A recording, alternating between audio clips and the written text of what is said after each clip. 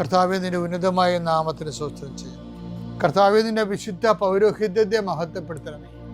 കർത്താവെ, സഭയിലുള്ള സാന്നിധ്യം പ്രകടമാക്കണമേ. 40 വർഷം ഞാൻ അർപ്പിച്ച കൃപാന്റെ യുഗതിയാൽ കൃപാസ്ഥാനത്താറെ ജീവനോടെ പ്രത്യക്ഷപ്പെട്ട മാതാവിൻ്റെ മാധ്യസ്ഥ രോഗികൾ, പീഡിതരെ, മാനസിക സംഘർഷം അനുഭവിക്കുന്നവരെ, ഡിപ്രഷൻ അനുഭവിക്കുന്നവരെ, മരുന്ന് കഴിച്ചിട്ട് ഉറക്കം മൂടുകയും ശരീരം തൂക്കം വെക്കുകയും ചെയ്യുന്നതല്ലാതെ പ്രത്യേകിച്ച് പ്രയോജനമൊന്നും ഇല്ലാതെ ഡിപ്രഷൻ കൊണ്ട് വേദനിച്ച് ജീവിക്കുന്ന ആൾക്കാരെ കർത്താവേ, നീ അവരെ തൊടണമെന്ന് പ്രാർത്ഥിക്കുന്നു.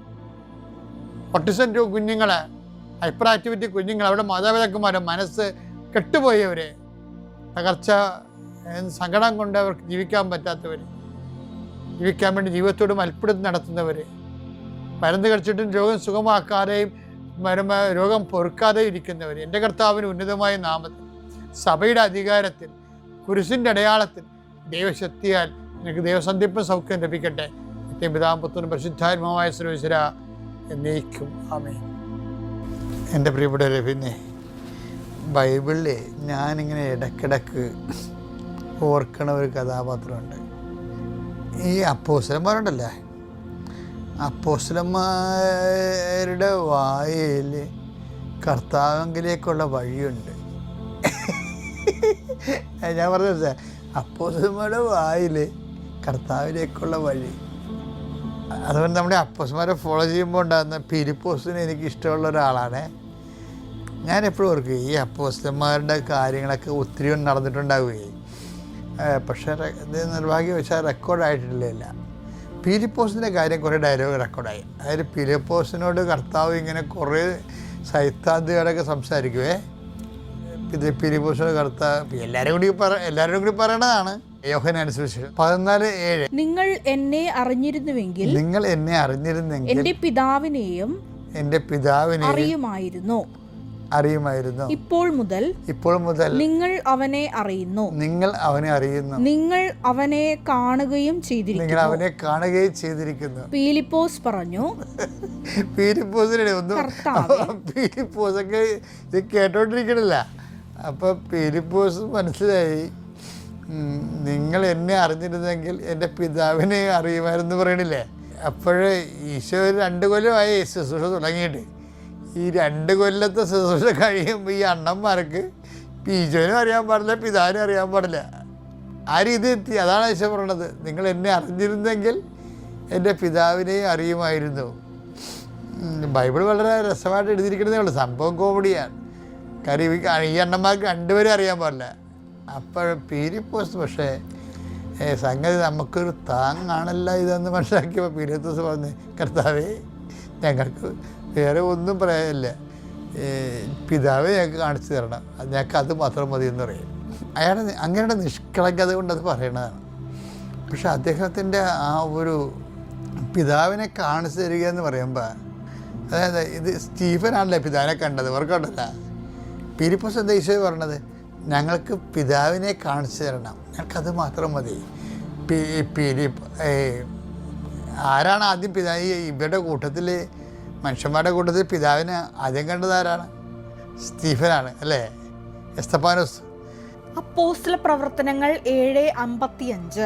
എന്നാൽ അവൻ പരിശുദ്ധാത്മാവിനാൽ നിറഞ്ഞ് സ്വർഗത്തിലേക്ക് നോക്കി ദൈവത്തിന്റെ മഹത്വം ദർശിച്ചു. ദൈവത്തിന്റെ വലതുഭാഗത്ത് യേശു നിൽക്കുന്നതും കണ്ടു. പിതാവിന്റെ വലതുഭാഗത്ത് യേശു നിൽക്കുന്നത് കണ്ടു. അപ്പോൾ ആദ്യം കണ്ടത് സ്റ്റീഫനാണ് ശരിക്കും പറഞ്ഞാൽ. അപ്പോൾ എന്താ വിഷയം എന്ന് പറയുന്നത്, ഇതൊരു നിത്യതയിലേക്ക് സ്വർഗത്തിൻ്റെ കവാടം തുറന്നിരിക്കണ കാണുകയാണ്.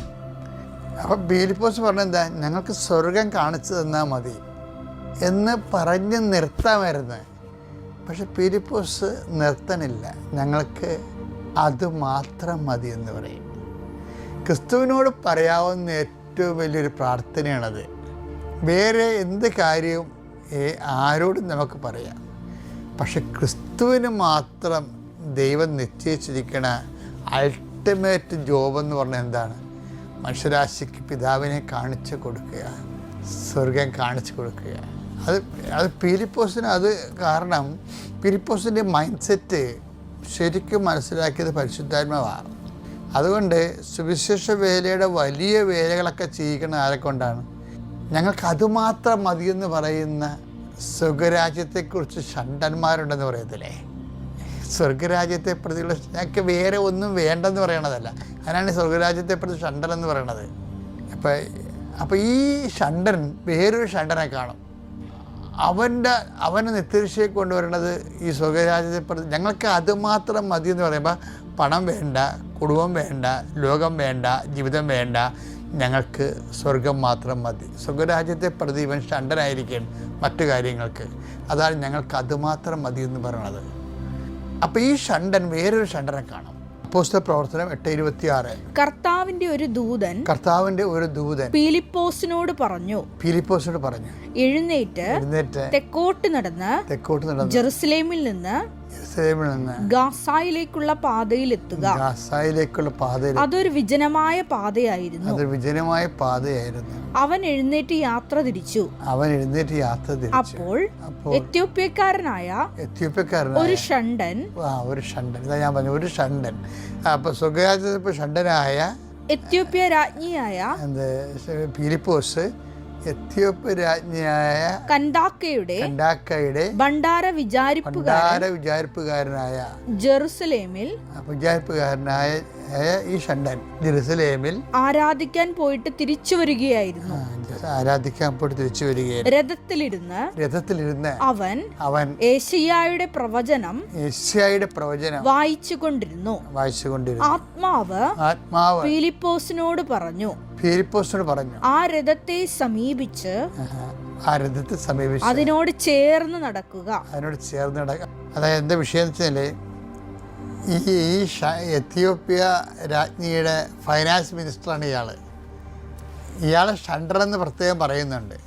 അതായത് ഷണ്ടർ എന്ന് പറയുന്നത് അന്ന് ഇത് വിഷയം എന്ന് വെച്ചാൽ, അന്ന് ഫൈനാൻസ് മിനിസ്റ്ററായ ഒരാളെടുത്തു കഴിഞ്ഞാൽ അയാളുടെ പ്രശ്നങ്ങൾ അന്നത്തെ രാജാക്കന്മാരും രാജ്ഞിമാരും ആരാണ് അധികാരത്തിലുള്ളവർ അവർ ഛേദിച്ച് കളയും. കാര്യം അവർക്ക് മക്കളുണ്ടാകാൻ പാടില്ല. മക്കളുണ്ടായാൽ അവർ ഫൈനാൻസിൽ കൈയിട്ട് വരും. അതാണ് പ്രശ്നം. അതുകൊണ്ടാണ് എത്യോപ്യക്കാരൻ ഷണ്ടർ എന്ന് പറയുന്നത്. ഫൈനാൻസ് മിനിസ്റ്റേഴ്സ് എല്ലാം ഈജിപ്തിൽ തുടങ്ങിയ ഒരു പാരമ്പര്യമാണിത്. അതായത് ഫൈനാൻസ് കൈകാര്യം ചെയ്യണമെങ്കിൽ കുടുംബം ഉണ്ടാകാൻ പാടില്ല, അവർക്ക് മക്കളുണ്ടാകാൻ പാടില്ല. അതിനുവേണ്ടി അവരുടെ പ്രശ്നങ്ങൾ അവർ ഛേദിച്ച് കളയും. അപ്പോൾ അതുകൊണ്ട് ഇപ്പം ഫിലിപ്പോസ് ഒരു ഷണ്ടനാണ്. എന്താണെന്ന് വെച്ച് കഴിഞ്ഞാൽ ഫിലിപ്പോസാണ് പറയണത്, ഞങ്ങൾക്ക് പിതാവിനെ കാണിച്ച് തന്നാൽ ഞങ്ങൾക്ക് തന്നാൽ മതി, ഞങ്ങൾക്ക് അത് മാത്രം മതി എന്ന് പറയും, വേറെ ഒന്നും വേണ്ടെന്ന് പറയും. അപ്പോൾ സ്വർഗരാജ്യത്തെ പ്രതിയാണ് അയാൾ. യേശുവിനെ അനുഗമിക്കണമെന്ന് വ്യക്തം. അതുകൊണ്ട് ഈശോ ഇതെല്ലാം കൊണ്ട് മനസ്സിൽ വെച്ചുകൊണ്ടാണ് ഈശോ പറയണത്. മനുഷ്യർ 3-4 തരമുണ്ട്. 19:12 എന്തെന്നാൽ ഷണ്ടരായി ജനിക്കുന്നവരുണ്ട്, മനുഷ്യരാൽ അങ്ങനെയാണ്. കന്ദാക്കയുടെ ഈ ഫൈനാൻസ് മിനിസ്റ്റർ അങ്ങനെ മനുഷ്യരാൽ ഷണ്ടനാക്കിയ ആളാണ്. സ്വർഗരാജ്യത്തെ പ്രതി തങ്ങളെ തന്നെ ഷണ്ടരാക്കുന്നവരുണ്ട്. അതാണ് ഞങ്ങൾക്ക് അതുമാത്രം മതി ഫിലിപ്പോസ് പറയണില്ലേ. അപ്പം അങ്ങനെയുള്ളവരെയാണ് ഈ ഫിലിപ്പോസിന് എന്തുകൊണ്ടാണ് ഈ വലിയ ഫൈനാൻസ് മിനിസ്റ്ററിനെ പോലുള്ള ആൾക്കാരെ വിശ്വാസത്തിലേക്ക് കൊണ്ടുവരാൻ ഫിലിപ്പോസിനാണ് ദൈവം ഉപയോഗിക്കുന്നത്. കാര്യം എന്ന് വെച്ച് കഴിഞ്ഞാൽ, അതിനൊരു കാരണമുള്ള വെച്ച് കഴിഞ്ഞാൽ, ഈ ഷണ്ടന് ജ്ഞാനസ്ഥാനം കൊടുത്തതിന് ശേഷം പിന്നെ ബൈബിൾ പറയണത് ഫിലിപ്പോസിനെ അവിടെ കണ്ടില്ലെന്നാണ്. അപ്പോസ്തല പ്രവർത്തനം 8:38-39. രഥം നിർത്താൻ അവൻ ആജ്ഞാപിച്ചു. അവർ ഇരുവരും വെള്ളത്തിലിറങ്ങി. ഫിലിപ്പോസ് ഷണ്ടന് സ്നാനം നൽകി. അവർ വെള്ളത്തിൽ നിന്ന് കയറിയപ്പോൾ കർത്താവിന്റെ ആത്മാവ് ഫിലിപ്പോസിനെ സമ്മോഹിച്ചു കൊണ്ടുപോയി. ഷണ്ടൻ അവനെ പിന്നീട് കണ്ടില്ല. സന്തോഷഭരിതനായി അവൻ യാത്ര തുടർന്നു. എന്ത് വിഷയം വെച്ച് കഴിഞ്ഞാൽ, അതാണ് ഫിലിപ്പോസ് എന്നെ കർത്താവ് എടുത്ത് മാറ്റണം ഇവിടുന്ന്. കാര്യം വലിയൊരു ഫൈനാൻസ് മിനിസ്റ്ററാണ് ഈ മനുഷ്യൻ ജ്ഞാനസാധപ്പെടുത്തിയിരിക്കുന്നത്. ആ രാജ്യത്തിൻ്റെ ഫൈനാൻസ് മൊത്തം ഇടയിലാണ്. അയാളുമായിട്ട് അറ്റാച്ച് ചെയ്ത് പോകാതിരിക്കാനാണ് ഈ ഈശോയുടെ ആത്മാവിനെടുത്തത്. കാര്യം ഫിലിപ്പോസിനെ മാത്രമേ ഈ ഓപ്പറേഷൻ കൊള്ളത്തുള്ളൂ. എന്താ കാര്യം? ഞങ്ങൾക്ക് പിതാവിനെ കാണിച്ചു തരണം, ഞങ്ങൾക്ക് അതുമാത്രം മതിയെന്നല്ലേ. അപ്പം എൻ്റെ മക്കൾ ഇതിന് വരുന്നൊരു കർത്താവ് നമ്മളെ വളർത്താത്തതിൻ്റെ നമുക്ക് ആത്മീയമായിട്ട് വളരാൻ പറ്റാത്തതിൻ്റെ കാരണം നല്ല ശതമാനം ഒന്നെങ്കിൽ വസ്തു, അല്ലെങ്കിൽ വേറെ എന്തെങ്കിലും വ്യക്തികൾ, അല്ലെങ്കിൽ അധികാരം, ഇതിനോട് അറ്റാച്ച്മെൻ്റ് ഒരു പ്രോബ്ലമാണ്. ഇപ്പോൾ 50 കൊല്ലം കരിസ്മാറ്റിക് മേഖല കേരളത്തിലെ ആത്മാഭിഷേകത്തിൽ വളർന്നെങ്കിലും ഇപ്പോൾ നമ്മൾ വാർഷികം ആഘോഷിക്കുമ്പോൾ ഞാൻ ആ വർഷത്തിൽ പോയായിരുന്നു, നിങ്ങൾ കണ്ടായിരിക്കുമല്ലേ. പക്ഷേ അവർക്ക് മെസ്സേജ് എന്താ കൊടുത്തിരിക്കുന്നത്? ഞാൻ ഫിലിപ്പോസിന് മെസ്സേജാണ് കൊടുത്തത്. ശുശ്രൂഷയിൽ വളരാനും എന്ത് ചെയ്യണം? അറ്റാച്ച്മെൻറ്റുകൾ കുറക്കണം. അറ്റാച്ച്മെൻറ്റ് ഇപ്പോൾ ഈ ഒരു ചേമ്പലപ്പുറത്ത് വെള്ളം കിടക്കുമ്പോൾ വെള്ളം കിടക്കുകയും ഇപ്പോൾ നമുക്ക് പണമില്ലാതെ വില നടക്കുക, ചിലൊക്കെ സ്വാധീനം കൊണ്ട് നടക്കും. പക്ഷേ നമ്മൾ ആഗ്രഹിക്കുന്ന പോലെ ആഗ്രഹിക്കുന്ന സമയത്ത് നമ്മൾ നടക്കുന്ന പണം വേണം. പക്ഷേ പണത്തോട് നമുക്ക് പണം ഉണ്ടായിരിക്കുകയും അതേസമയം തന്നെ അതിന് നമ്മളായിട്ട് അറ്റാച്ച് ചെയ്ത് ചേമ്പല വെള്ളം സൂക്ഷിക്കും, പക്ഷേ ചേമ്പല ചീഞ്ഞു പോകത്തില്ല. കാര്യം എൻ്റെ മെക്കാനിസം എവിടെയാണ് ഉള്ളത്? വെള്ളത്തിലല്ല ഉള്ളത്, ചേമ്പലയ്ക്കാണ് ഉള്ളത്. അപ്പോൾ ഈ ഒരു വിഷയം നമ്മളെപ്പോഴും ശ്രദ്ധിക്കുക. ഇത് വലിയ ശുശ്രൂഷകൾക്ക് നമുക്ക് എന്തുകൊണ്ടാണ് ചെയ്യാൻ പറ്റാത്തതിൻ്റെ കാരണം വെച്ച് കഴിഞ്ഞാൽ അതിന് ഒരു കാര്യം അറ്റാച്ച്മെൻറ്റ് പ്രധാന ദൈവശുശ്രൂഷ മേഖലയിൽ ഇപ്പോൾ ഉടമ്പടിക്കാർ പ്രത്യേകം ശ്രദ്ധിക്കണം. നിങ്ങൾ എന്തെങ്കിലും കൂടുതൽ സമ്പാദിക്കുന്നുണ്ടെങ്കിൽ അത് കർത്താവിനും അതിനോട് നിങ്ങൾ ആസക്തിയോടുകൂടി അത് നിങ്ങളെ അടിപ്പെടുത്തി കളയുന്ന രീതിയിൽ അത് നിങ്ങളെ കടിഞ്ഞാനിട്ട് നിയന്ത്രിക്കുന്ന രീതിയിലാണോ എന്ന് പരിശോധിക്കണം. എന്നുവെച്ചറിയോ, ഈ ചിലരെല്ലാം ഒറ്റ ഉടമ്പടി കൊണ്ട് ആ ഒരു കാര്യം സാധിച്ച് ആ ചാപ്റ്ററും